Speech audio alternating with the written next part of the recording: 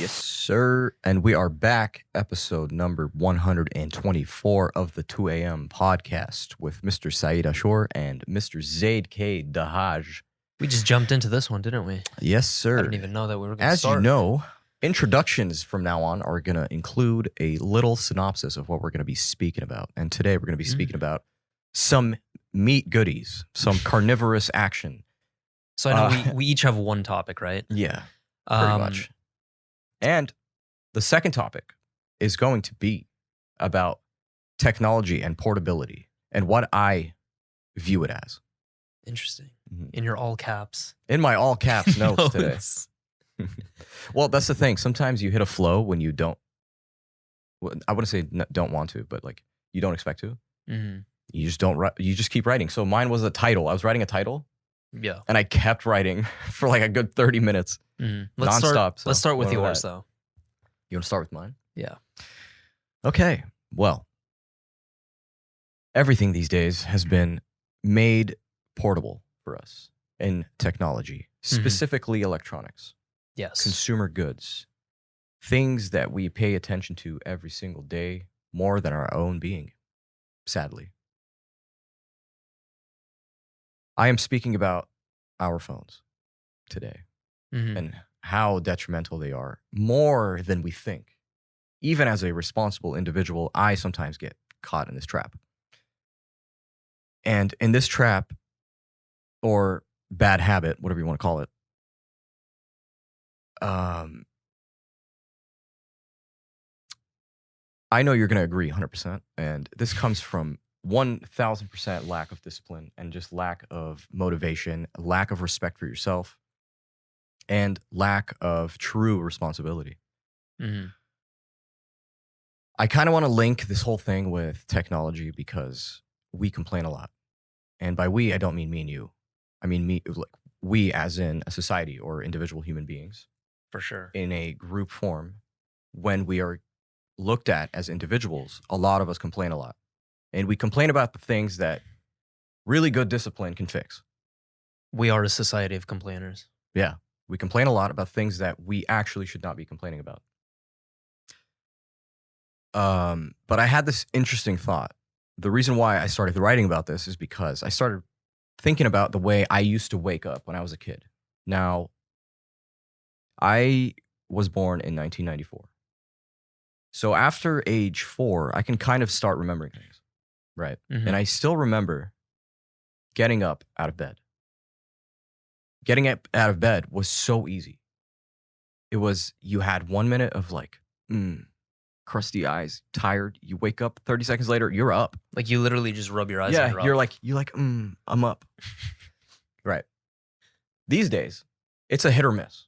You know, sometimes I'm going to have constant energy. Sometimes I really push myself. Sometimes it's relaxed. Sometimes I'm really happy just from the get-go. And then I'm like, what happened? What happened truly from when I was a kid and now? And the only thing I can come up with was the fact that my brain has changed.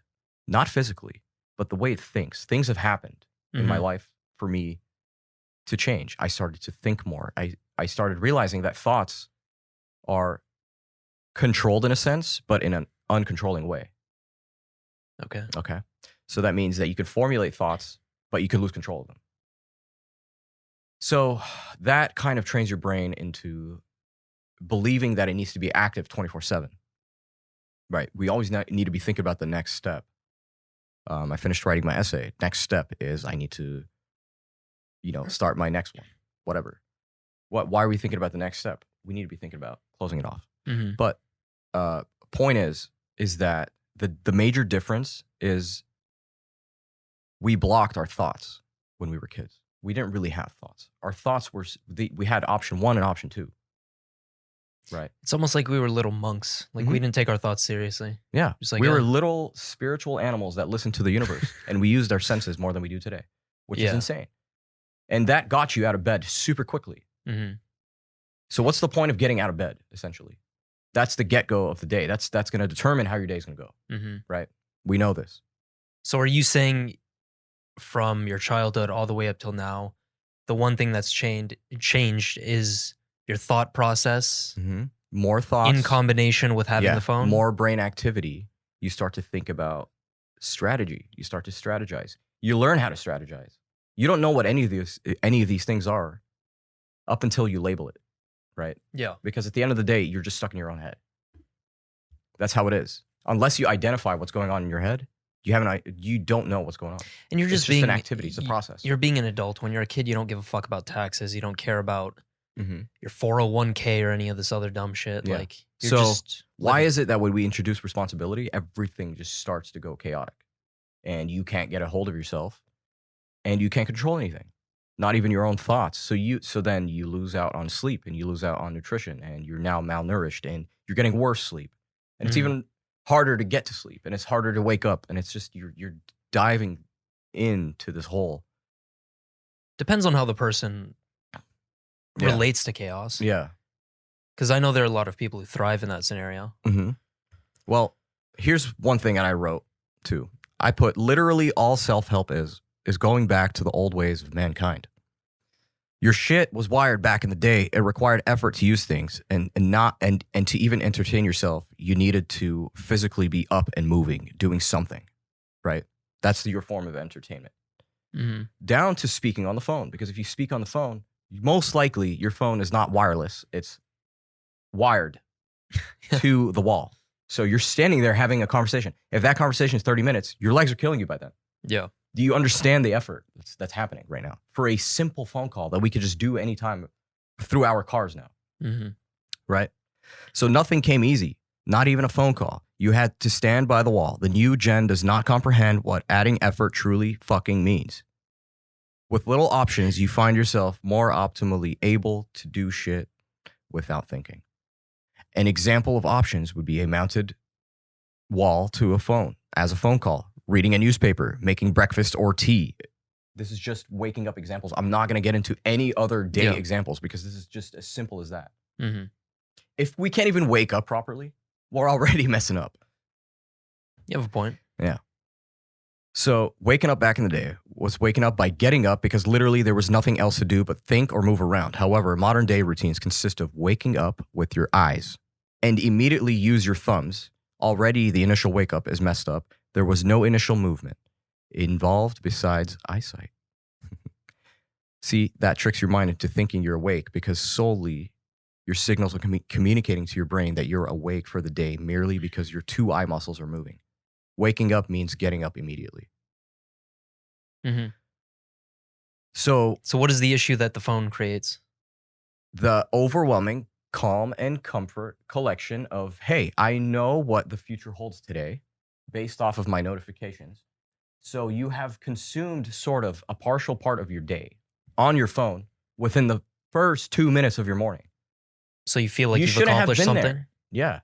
Because right now, what you're focused on, the accomplishment is waking up. What you have just accomplished is looking at your notifications. You did not wake up.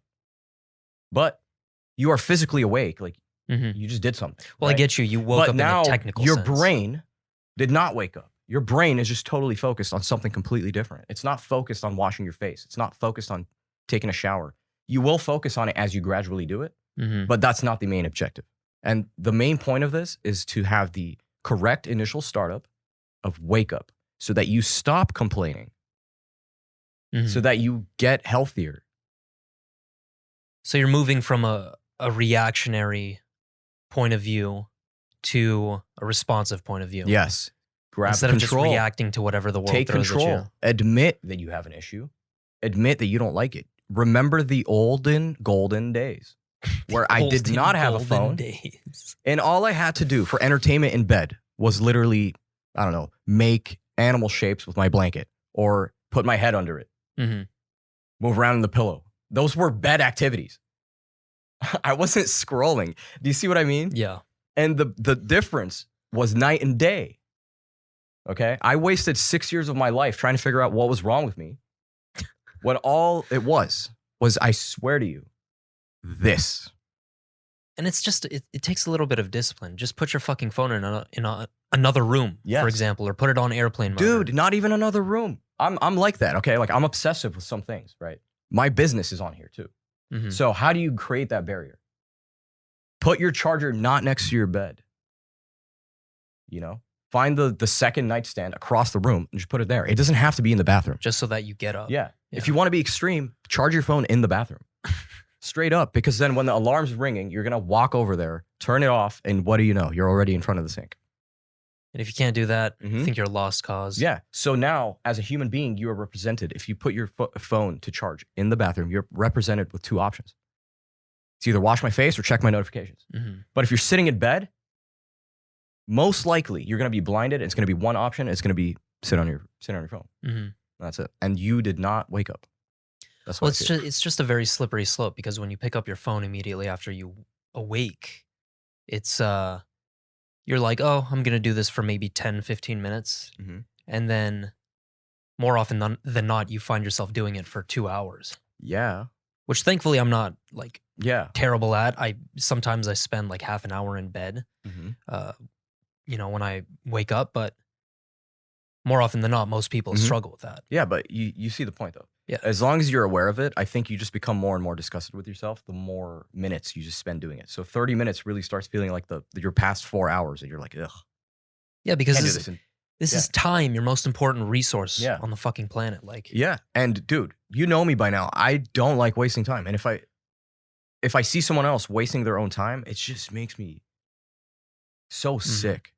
I totally get that. Why are you spending time is all you have. But literally, time is all you have. Your money can go away tomorrow, but time is always there. That's only because we've spent a lot of time wasting time. Bingo. We only learned to value it because we wasted so much of it. Yeah, and we're still at the adoption stage. Honestly, dude, even if you're 35, you're still at the adoption stage. For me, I think like even if you've surpassed 45, then you're like, okay, you're getting older, right? Then you're fucked. Yeah, not you're fucked. You could still start and do things, Of course. but yeah, essentially we're still in the adoption stage, especially if you're doing self-discipline at the ages of, I would say 23 to 35. You know, the age point, that's a good point to bring up, because even older adults are as addicted to their phones as younger kids. I see this with family members of mine. Yeah. You know, It's 50 sad. plus years old, and they're yeah. just scrolling. Just because it's not Instagram doesn't mean they're not addicted, right? A lot of them just have their own platforms. For them, it's Facebook. Yeah, Facebook, WhatsApp, which is Facebook. for sure. So it's a crazy world, but the thing you could take out of that is don't stress out about it. Rather design it to be freely moving and fitted for you. And remember that the morning is sacred, and everything you do in the morning and how you set it up is going to set you up for the rest of your life, not even your day. Because day by day, it's going to progress into something more and more beautiful and just more advanced. And you're missing out. Also, last thing that I'm going to say about this is take advantage of the features that Apple's putting on your phone now, because they have do not disturb features, sleep features that bedtime scheduling. You can customize them. Yeah, so. bedtime scheduling is down to the app. You can actually be like, hey, I don't want to see Instagram after 10. Right? Yep. I don't want any notifications from that. I just want to see Audible, Brain FM, you know, that kind of stuff. And that's what I mean by design it. So, you know your time marks, man. Just chill in the evenings, chill in the mornings, be chaotic in the day. Make your money, sacrifice, love everyone. You know, develop yourself. Good stuff. It's good and bad, but it's a double-edged sword. Yeah, it's a double-edged sword that's gonna help. Any other final comments on your No, that's it. distasteful hatred for phones? I don't have a hatred for phones. I just have a hatred for people that complain too much about things that are in your control. Fair enough. All right, Zaid, we're going to go back to what? Carnivorous animals. So this is a very interesting thread that I came across a couple weeks ago, maybe even longer than that. But it's called, now shout out to Root Cause MD, at Root Cause Doctor on Twitter. Very well done thread here. But it's called The Evolution of the Human Trophic Level During the Pleistocene. Big words thrown around, okay? But essentially, it's a fascinating article that lays out the evidence for humans being high-level carnivores. Okay. Meaning they mostly ate meat. So this uses data from, here are a few examples, human physiology and genetics, archaeology, paleontology, zoology. And this was an actual like paper that was written by authors who are well educated in their field. Yeah. Um, Okay. so I don't want to read every single, passage of this thread, but we're going to cover some important topics here. Just summarize it your way. So number one, Mhm. bioenergetics. Humans had high energetic requirements for a given body mass and a shorter time during the day to acquire and consume food. So the argument that plant-based people throw around is that, you can eat tubers and roots and plants Yeah. all day and get by with that perfectly, right? Mm-hmm. Problem is when you're a hunter-gatherer, those things are not available all the time. True. And even if they are, they're not as nutritionally dense. They don't come with as much calories, fat, protein as animal flesh, animal products. Correct. So, of course, hunting provided a much higher return on your like food acquisition. Really? Yeah. Because think about it, dude. And is this? Do you think this is in a form of like ancestral genetics? Is that what it is? What do you mean? So what's the initial statement of this whole article or thread? It's revealing how human beings ate and lived, just in terms of nutrition, up until agricultural, which was hunter-gatherer. Obviously, a lot of animal flesh, like you said. Yeah. Okay. And you think about it, you're a hunter-gatherer. You have a group of like 50 deep, 50 men who are hunters, right? Yes. Are you going to go searching for berries and fucking roots in the ground, or are you going to attack a woolly mammoth who can provide you food for the next 3 months? A woolly mammoth for sure. Exactly. Go for the big goal. It's a matter of survival. Yeah. So that was bioenergetics. Next is diet quality. Mm-hmm. In primates, a larger brain is associated with high energy density food. With the largest brain among primates, humans are likely to have targeted the highest density food, animal fats, and protein. That's insane. So you can see here they have a macaw, for example. I Yeah. think that's how you say it. Yeah. And Orangutan skull, chimpanzee skull, and then a human skull. They all look really similar. Yeah. Different in size. But you can see how it how it just progressed. Let's see. Higher fat reserves. With much higher body fat reserves than primates, humans are uniquely adapted to lengthy fasting. This adaptation may have helped with overcoming the erratic encounters of large prey. So, if you're hunting large prey, you're not always going to become successful. Therefore, you need to go through periods of not having food. That's why fasting is such an effective health tool. That's why our body's adapted to fasting. And it's like you find these things out by accident, essentially. How so? It's an experiment. I mean, like if you were one of the first people to live here, right? Wouldn't everything your entire life is a test trial? Oh, you mean as a hunter-gatherer? Yeah.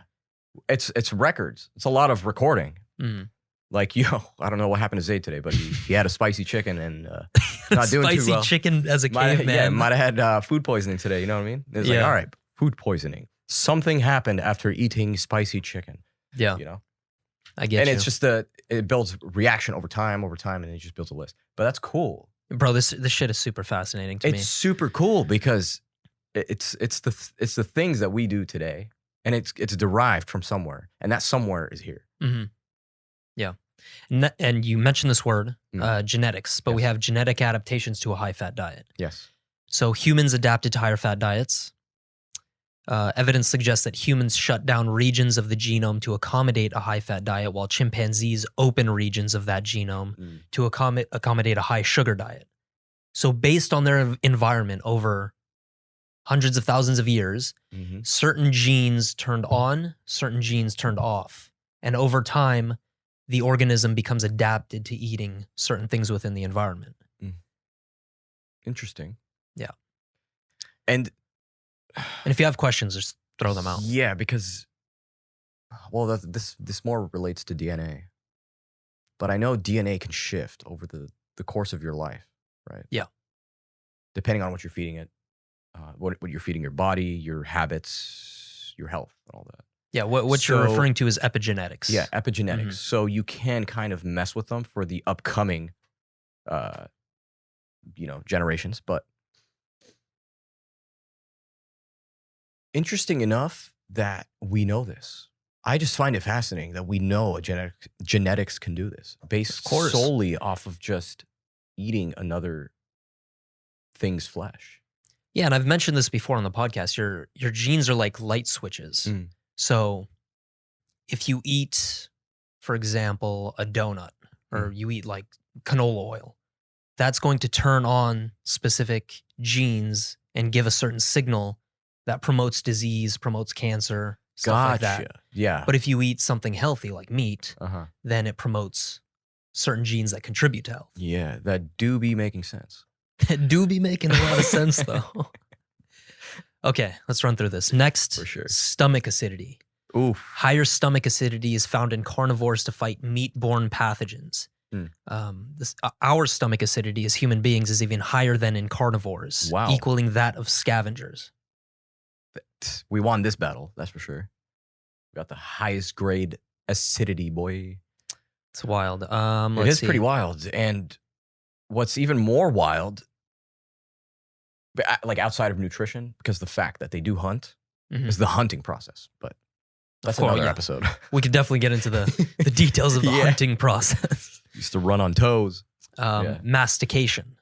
So reduction of the masticatory system size already in Homo erectus compared to early hominins who relied on terrestrial vegetation as a food source. The reduced size is compatible with meat and fat consumption. So basically, how your jaw forms, how your teeth interact with food, all that kind of shit. Yeah, and this is just solely based off of like chewing the carnivorous meats.